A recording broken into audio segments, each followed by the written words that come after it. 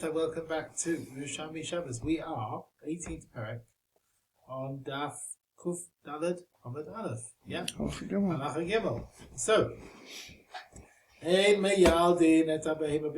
do not help the animal to give birth on Yom Tov. So we don't get fully involved, but we support. Right? We support. Now, there's no extra tercha. It's not like actually doing the whole process. Therefore, that's what we're allowed to do. Some say there's an Issa Torah to help an animal give birth on Shabbos and Yom Tov. But to help, that's permitted. That's not a Malach Asur Ben Torah. So Masadim, we support. Now, actually, we can't give birth even on Yom Tov. We can't help the animal, but we can support on Yom Tov. On Miyadi, say Isha. Of course, we help a woman give birth even on Shabbos. We will call a midwife from place to place, even beyond the Tchum. Of course, we will break Shabbos for her purposes. We will tie up the, the placenta. Is it the thing stuck to the navel? Yeah, what do they call it? The umbilical cord. The umbilical cord. But we don't cut it until after Shabbos, so we can tie it. Rabbi Yossi, he says, no, you can even cut it on Shabbos, because of him in Shabbos. And all the things required for the Milah can be done on Shabbos. We will discuss that in more detail later on. What is support? Maybe yain, you bring wine. You sort of blow the wine into the nostrils of the young animal to clean out its nostrils from sinews and things. But as in the we put your hand down below the womb of the animal, we can receive the blood. The child said shouldn't fall to the ground. But we can push the udders of the mother, put it in the mother of the calf.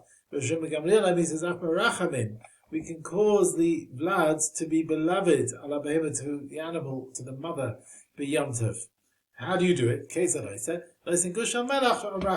We put like a clump of salt on the womb of the mother, and then pain is caused through the salt, reminds her of the pain of the birth, and for this it has pity on its blood. He writes and she wants to nurse her blood. We can call a midwife from place to place, like we've learnt in Rosh Hashanah. It says, Eidim saw the new moon, they come from beyond the Tchum. After they gave evidence, you can't go beyond the 4 amas once you've left the Tchum. There was a leniency, and they said, no, these people, we give them a new Tchum of 2,000 amas. We don't want to stop them coming in the future. Not only that, a midwife who came from beyond the Tchum to help, we are lenient, we give her 2,000 amas to any direction from the place of the birth, so that we will not prevent her from coming in the future. And we can break Shabbos. Now, we've already said we can help the mother on Shabbos, and you can call the midwife. So he says, we can make a fire. Even in the middle of summer, because any cold can damage a midwife. Right? Okay. You're allowed to light a nair at the time of the birth if she asks for it, even if there's no real purpose for it, but it gives her a clear mind, according to the Bavli. Wants oil, okay. And tying the umbilical cord, that which will not say the Bakapara, the maidservant the maidservant went to give birth to help with the child on Shabbos, asked us, chose the Rebbe, she asked Rebbe, can she cut the cord or not? Amala, he said, so go and ask the midwives what they do. Amala, she said, Lekachai, there's no midwives. Amala, according to your custom. And Amala, she says, Lekamina, there's no custom. Amala says, Eziri Chatich, go and cut it to Rabbi Yossi like the view of Rabbi Yossi. Now, all the things for a bris they can do on Shabbos. Why is it Tanur? We learned this already in other prokim. So this is the right girsa. Because now all the needs of the woman giving birth can be done on Shabbos. This umbilical cord, this is sort of the placenta, isn't it really? The Shabbos. The rich people put it in oil. They sort of hide it in straw and salt and cholen on a weekday. Elu ve'elu, both of them, the poor and the rich, turn nosa ba'aretz, they put it in the ground. It's a pledge. It's a mashkin to the land. Receive this now, and eventually the person who's born will eventually die and will be buried again after their death. Perek 19. Now, okay. We've spoken about Chilul Shabbos for Yeledes, right? The child that's born. We're talking about things connected with Bris Milah. We'll start with Chilul Shabbos for various things that are needed before the Milah, right? Now you've got the Bris Milah, the actual action of the Bris Milah. And you've got Machshirin. Machshirin, now the process is beforehand. Right? For example, sharpening the knife for the bris. Yeah? So that's not a bris in itself, but that's the Machshirin. So the question is, can that break Shabbos as well? So Rabbi Lezer, he said, if you didn't bring a knife from before Shabbos, then Mavir Shabbos, you can bring it through the street on Shabbos, Megula, in front of everyone. The bris milah pushes away Shabbos, so the preparations do. But the sakana, the time of danger, when there was a danger to go with knives, a bris milah is open, then mechaseh al pi edim, you can cover it under the clothes in front of edim, so you're going to the street. No one who suspects you that you're taking something for isur, so you'll take it that way to the place of bris when it's covered up and hidden. He said, you can cut the wood to make the charcoal, to make the metal for the sake of the milah. Despite the fact you're doing so many malachas, that's all part of the preparations, and according to Rabbi Lezer, it pushes away Shabbos. Rabbi Kiva argues, he says, no. Whatever you could have done before Shabbos, you didn't do it. Shabbos doesn't push away Shabbos. So if you didn't bring the knife beforehand, you can't bring it now. And the bris itself, when it's on the 8th day, has to be done on Shabbos. And that's got a fixed time. And that only is Doichas Shabbos. Yeah? It says, but Yom HaShmini, the Torah says. Right? Whatever happens, it's done on Yom HaShmini. But nothing else, no extras, no preparations which could have been done before.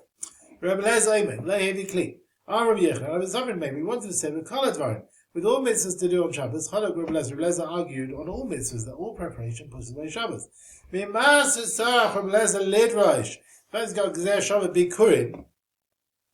understood that it's not the case.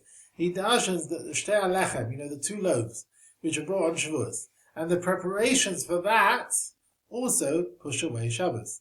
And he had Gzer Shabbos. Ma b'Cohen shenema ba'omer, just like b'Cohen reference with the Omer offering, which is brought on Pesach, Doichenes Shabbos, that pushes away Shabbos, right? The cutting of the wheat and so on Shabbos for the Omer offering. So also the one with Shavuos, Doichenes Shabbos. That tells me not everything. Rabbi Lezer didn't always say that preparations can push away Shabbos. There are some where he agrees where they can't push away Shabbos. Okay? Now, Rabbi Shmuel, Barav Yitzchok, he says no. But Rabbi Lezer always allowed preparations. So why do you need Gzer Shabbos with the B'shtei Alechem? Lama Tzarech Lezer Lidrosh B'Kurin, and Adeshe Eka D'Chiyas and Shavuos, the whole mitzvah B'shtei Alechem is only a mitzvah Rabbanon. It's like a Mlechas Isur Rabbanon, whereas like the whole mitzvah itself, the fact that you're doing it and pushing away Shabbos, bringing the 2 loaves, is only a sort of rabbinical push, right?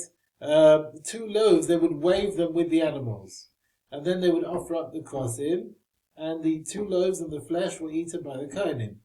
So in the actual loaves, there's only an Isur Rabbanon. You can't eat the loaves now, so they're muksa, you can't move them in Rabbanon.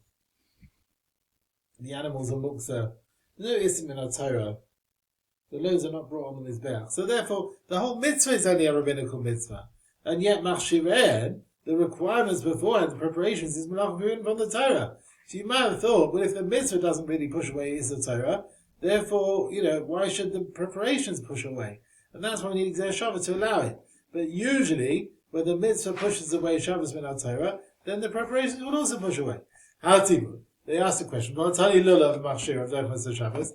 Now, taking a lulav, remember in Bavli it says you can't take a lulav on Shabbos because you might carry it. But Yerushalmi does never bring that. Never ever does Yerushalmi bring that. So, we'll try with Yerushalmi now. Why can you not take the lulav on Shabbos? Now Rabbi Lezer says it's Doichenes Shabbos. He can. Now the lulav itself, there's no melachim on Torah, it's only Shavuos and Mukzah. and yet the machshirin, cutting it from the branch, is melach min haTorah.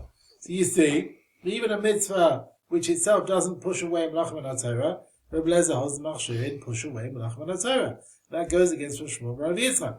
Rav Yoina said, the machshirin push away Shabbos, it means the lulav is already detached before Shabbos. He was left there. You have to bring it from the tree, but it's being cut off the tree. Although you're over Issa Shavuos of climbing a tree, the Torah, the Brisa never allowed you to cut it on Shabbos. That's forbidden from the Torah. We can't allow that from Machshirin. But Tani Shofar Machshira, Dochlas Shabbos. Now again, Tzkiya Shofar again is only Issa Shavuos, and yet Machshira Dochlas Shabbos, Tzkiya Shofar is Issa Shavuos, and yet the Machshirin, preparing the shofar, repairing it, is Makim Patish, Malach min haTorah. So you see, the mitzvah itself does not push away only Yisur Rabbanan, and Rezos Machshirin push away even the Yisur Torah. Right? Now, Tkiyah Shofar, he says here, Shofar is Asa Midrabanan. Now, it's true, the Bavli does take on, now they bring here in the notes, Shemi attacking Klei the truth is, there are opinions in Yerushalmi who hold that Tkiyah Shofar is Asa min haTorah. Remember that? Yeah? There are opinions in Yerushalmi that Shofar is Asa min haTorah, Zichron Teruah. So here, in the notes here, they take on Shofar Machshira Doichen as a Shabbos, and the mitzvah Tkiyah Shofar, it seems to be only rabbinical. So I don't know how that fits. Even in the notes here, they refer to the Bavli's views. I don't know. Maybe in Rosh Hashanah there's more of a discussion on that. But I don't know how they bring that in with that other view. Just see if there's any discussion on it. Bring it from the Tchum. Maybe bring it from the Tchum. So whether you have to say it's a rabbinical din. We answer. The truth is, we do give an answer. You're bringing it from beyond the Tchum, which is also min haTorah. He didn't allow you to start preparing the shofar by making a brand new shofar. That's min haTorah. So we cannot allow you, for the sake of mitzvah shofar, which itself is pushing away Shabbos, then Yisur Rabbanan. I think at least this is the view of, that fits in, like with Shmuel bar Yitzchok. How you understand that according to those who hold Zichron Teruah, I'm not sure. Okay. The Tali came with that. Ein Megarin. You cannot start shaping the outer side of the shofar like Megarin, or the inner side, like Mefarchin. You can't break some sharp edges of it. Again, it's Makim Patish. Tali B'Shem Rabbi Elazar. Matzah, Machshireha. Matzah for the first night in the preparations. So Shabbos, push away Shabbos. So you see, now mitzvah's eating. There's no Issa Shabbos, and yet he allows you to do all the preparations for the Machshirin on Shabbos. Rav Yoina, Salka, Masnisa, this price is wrong. The Matzah, he agrees that Machshirin don't push away Shabbos. So anyway, that Matzah, there was a story where they didn't bring the knife on Erev Shabbos, where Rebbe Yepaskin, Reb Lezer, they could bring the knife. Rav Yochanan Chabura, the Bnei Yeshiva who learned this, they asked, why forget Rabbi Kiva and the Chachamim and follow Reb Lezer? Why follow Reb Lezer? Rabbi Sha'an is Rabbi Yehuda Geiser. We asked Rabbi Yehuda the Moel of the story. Amalan, he says, Mama Shena Mefulish. You know what? It wasn't a proper road. It was courtyards into an alleyway. An alleyway with only one entrance, right? Which min haTorah, that's why he allowed them to move the knife. It was in an alleyway with only one entrance in, which is like Rosh Hashanah more. Now with this story we've learned, there's no shituf there. Also the tatam mitocha the bottom, you can't carry from the alley to the houses, and then our bottom mitocha from the houses in the courtyard to the alley. Usually you can't carry this mavoi, and yet he's allowing them to move the knife. It sounds like he's following the view of Belezer, because Machshirin push away Shabbos. So the question comes back, why did he leave the Chachamim, who are the masses, and pass it by Belezer? He answered, the case was, the child and the knife, who stayed when Shabbos came in the alley, and not in one of their houses. So he allowed them to bring a knife from one side of the alley to the other side of the alley. But surely it's forbidden to move the knife throughout the whole alley, even in this case. And isn't it forbidden? Even this way where it stayed in the alley. Boy, Kumer Rav Yosef, they asked Rav Yosef, can you take something on Shabbos from one place in the alley to the courtyards didn't make a shitufei voice. They never joined up. Beginning of Shabbos was in the alley. Kamada Atama, like we say, but Kalim Shashavza B'Chatzah, Kalim, which are in a courtyard where there's a few houses, and the residents did not join up. But Tatinais and Kalachatza, you can move them throughout the whole courtyard. Now, why you have to mix them together to allow tiltul? Dichvasei, similarly, we should say Kalim Shashavza B'Mavoy. If Kalim were in the alley where the courtyards never joined up, the Tatinais and Mavoy. Are we going to say, yeah, you can move the Kalim wherever you want in the alley? Or maybe no. Maybe in a courtyard you can, but maybe not in the alley where they didn't join up. The Shabbos showed him argument. Look, they were learning Masechet Shabbos. He didn't want to answer them. He said, now's not the time. He only said things when it was relevant. Now, when he learned Erevin, then he said, if things were in the alley and the courtyards never joined up, then you can move it throughout the alley. Rav says,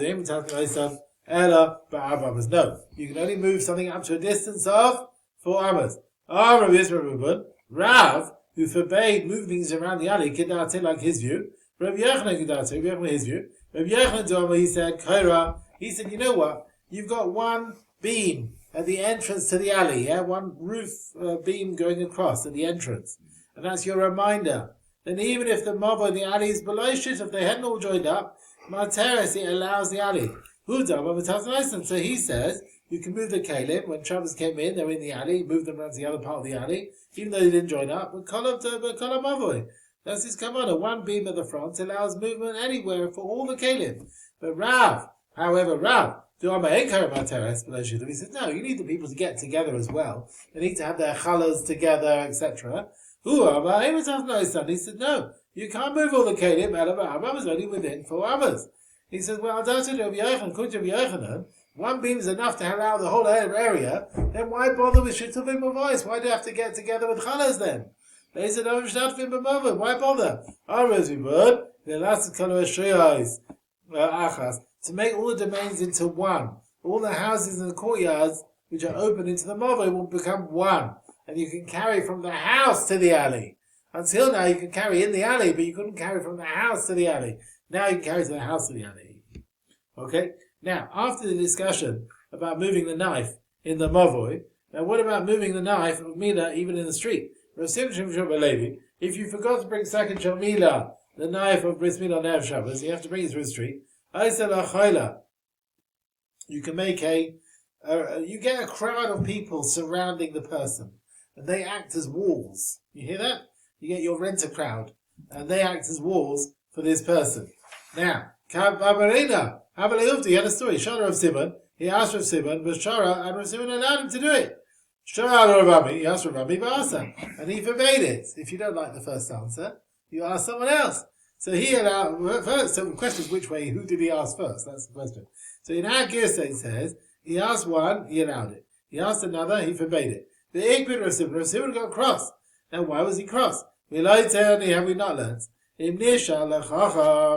If you ask a scholar about something, whether it's permitted or not, but he allows it, you can. You can ask someone else.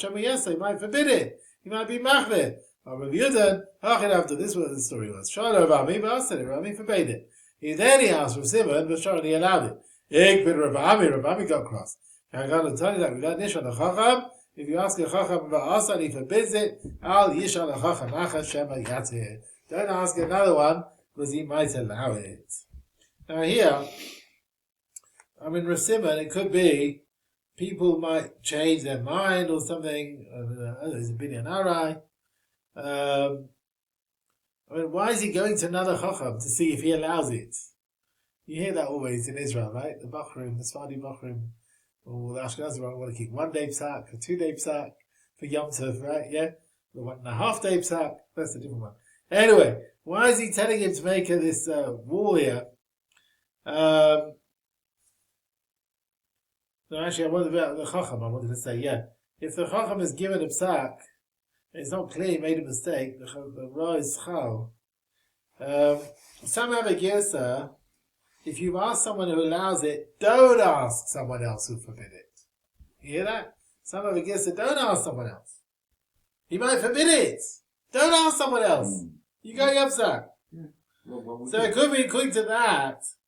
We're not bringing it to ask him Rav Simon, but this is a Taina Rav Simon. I allowed it. Why did you go and ask someone else who would forbid it? That's how some are learning this Gemara. Yeah, don't ask someone else. Others say, according to this, we're not asking.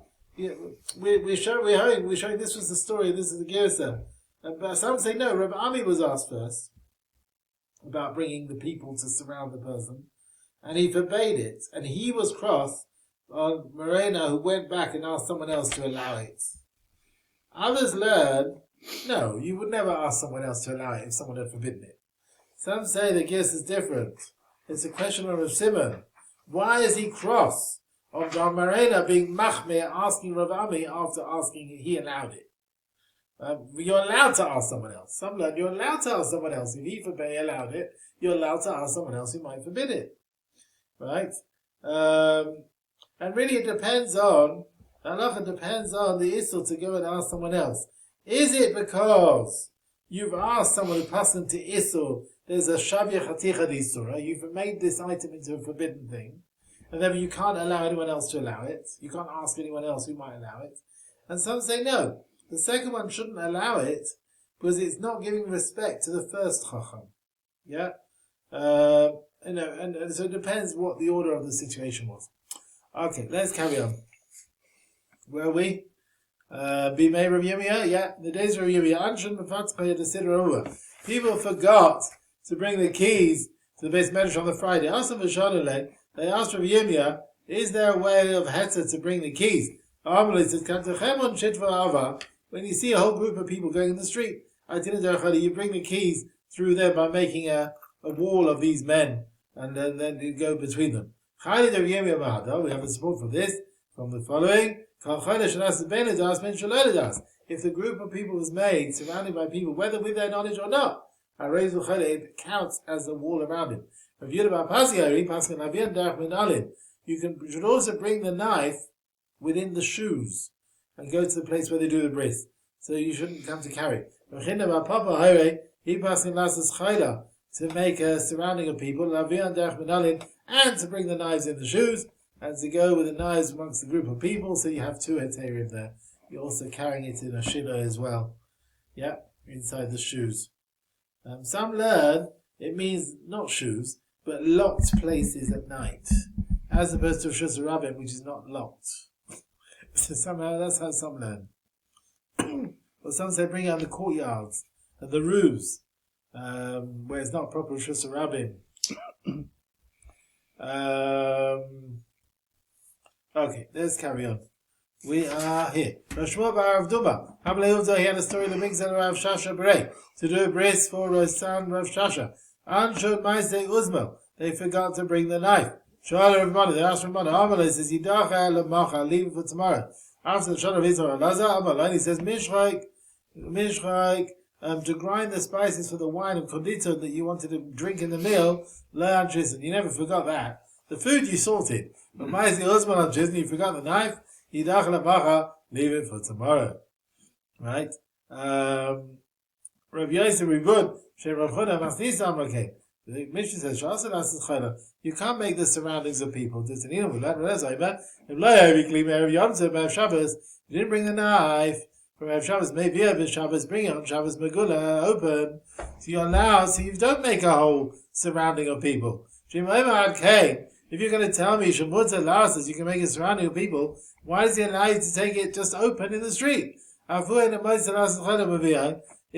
he not find a group of people to surround him as he brings the knife, which would be a permitted way? The fact is no. It must be held that you can't make this group of people surrounding you and carry it like that. There's no difference between bringing the knife within a group of people without it. And that's why he passed it, they should bring it normally, because bringing the knife pushes away Shabbos. They asked Hillel Zakin after he passed it, that Kom Pesach pushes away Shabbos. Now, what we're going to do to the people, how are they going to slaughter their Korban Pesach which fell on Shabbos? They never brought their knives. He said, I heard, and I've forgotten. You watch and see what they do. Anyone who had a teleh, one of the sheep, you would stick the knife in the shearings of the wool, and the sheep would bring the knife. If you had a goat, you would tie it to his horns. So the animals would bring the knives with them. When Hillel saw this guy, he remembered that's why I've heard. Any Torah which doesn't have a tradition is not a Torah. If there's no Masores until Moshe Mizin, I don't rely on it. Now, we've learnt elsewhere in Maseches in Parah. Now, Rachav Aleh, of course, if you ride the Parah Dubah, then you've done work on it. You can't use it.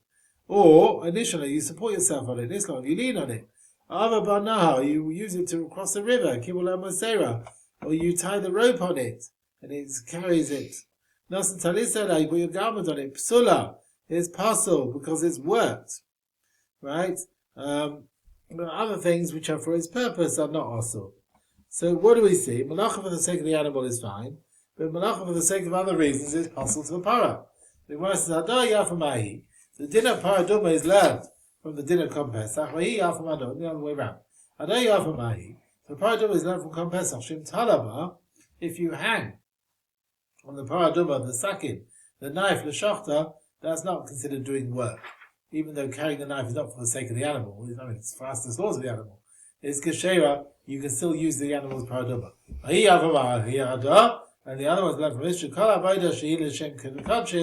Any work which is done for the sake of Kodshim, then ein avoda, that's not considered an avoda, which is also to do. Now why Hillel had the problem? How are we going to bring the knives? Let him make a crowd around them and lie. Ela Kravami, Ravami, who didn't allow the crowds. But if you're going to say that Afilatem Rav Simon, you're going to say that Allah was Rav Simon, who allows you to make the crowd around it, but why he didn't want to do it? It could be Geshem Shanam Mazur, just like he forgot the din about bringing the knives through the animals.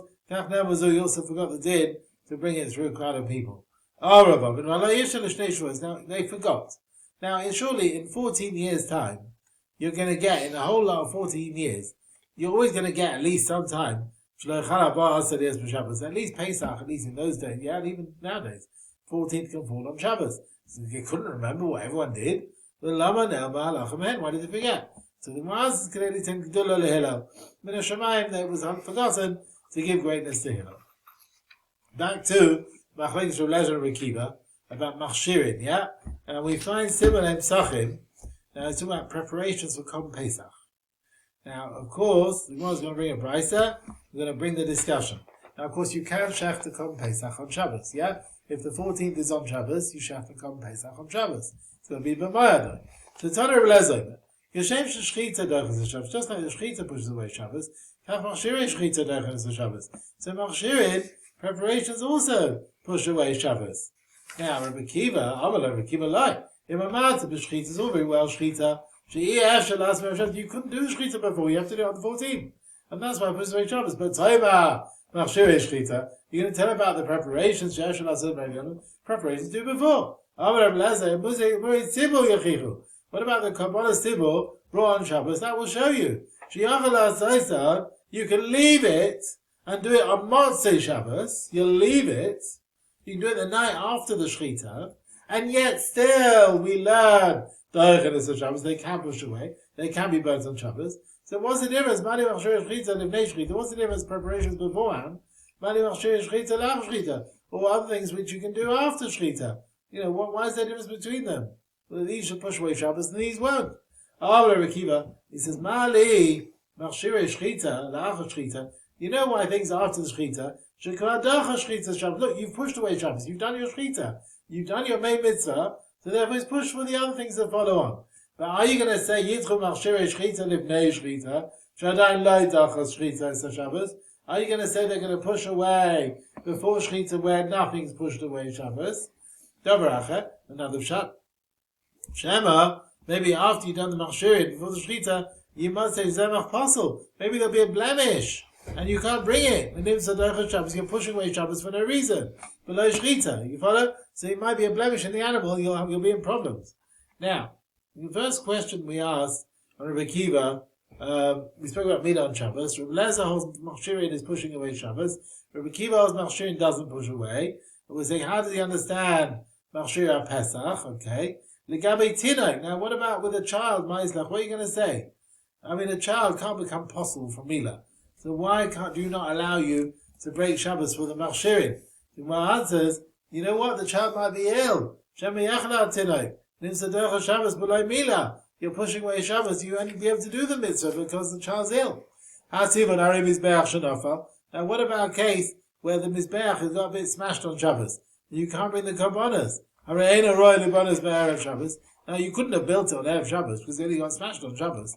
So why will not be permitted to build it on Shabbos for the sake of mashrin and the korban? So he says it's true. You can't build the mizbeach before Shabbos, but can we min mizbeach? Some types of mizbeach you could have built the day before, right? The Torah never told you when to build them. So the binyan of mizbeach is machshirin which you could have done the day before. You can't do it on Shabbos. He says, what about if the animal of Cohen Pesach has a wart growing on it, which you can't offer it? Now, you couldn't have cut that off before Shabbos, because it only came today. So he says, well, other animals have other warts, which you could have cut off before. What about if Shvi, if a Tamei Mace, day 7 is on the 14th? We cannot, Erev Shabbos. Now, he couldn't have sprinkling the day before. He needs to wait. The day 7 is on the Shabbos. He couldn't finish off his sprinklings beforehand. He hadn't reached day 7. And yet Rabbi Akiva forbids him to do the sprinkling on Shabbos. He says because there are types of sprinkling you could have done before. Types of sprinkling you could have done before. Okay? Halacha base. Yeah? We do all the needs for the milah. Bailin, we can do the bris. Or pyrin, which is uncovering part of the top of the organ. Or moitzitin, and squeezing the blood from the wound. But those then allow ispalanis and putting a bandage. The kamon and other sorts of ground things for the medicine. If you didn't grind the kamon, whatever it is, on Erev Shabbos, you can chew it with your teeth to grind it in an unusual way. But nice and put it on the wound.